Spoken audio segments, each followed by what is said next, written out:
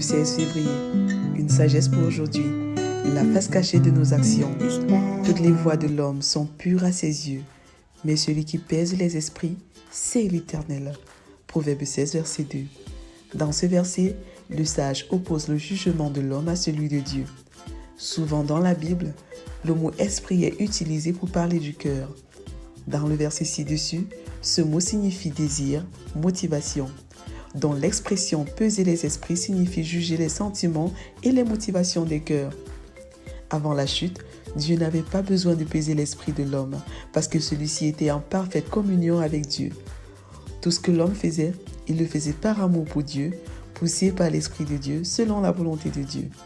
Après la chute, tout a changé. Ayant librement choisi de désobéir à Dieu, l'homme s'est lui-même privé de l'amour inconditionnel de Dieu. Résultat, l'homme n'est plus conduit par l'amour et l'Esprit de Dieu dans ses actions, mais par d'autres désirs et d'autres motivations. Qu'est-ce qui se cache derrière nos actions? Avec la grâce, Jésus dit, « Plusieurs me diront en ce jour-là, « Seigneur, Seigneur, n'avons-nous pas prophétisé par ton nom? N'avons-nous pas chassé les démons par ton nom? Et n'avons-nous pas fait beaucoup de miracles par ton nom? » Alors je leur dirai ouvertement, « Je ne vous ai jamais connu. Retirez-vous de moi, vous qui commettez l'iniquité. » Matthieu 7, versets 22 à 23.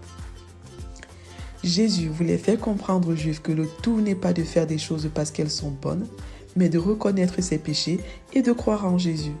Cela veut dire qu'aucune œuvre, aussi juste et bonne soit-elle, ne va sauver personne, si ce n'est l'œuvre parfaitement accomplie par Jésus à la croix. Vérité, tout ce qui est fait en dehors de Dieu est sans valeur pour l'éternité.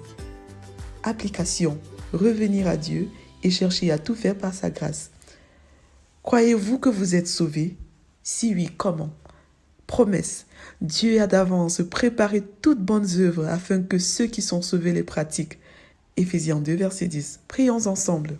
Père, merci d'avoir envoyé ton Fils Jésus mourir à la croix pour mes péchés et ressusciter pour mon salut.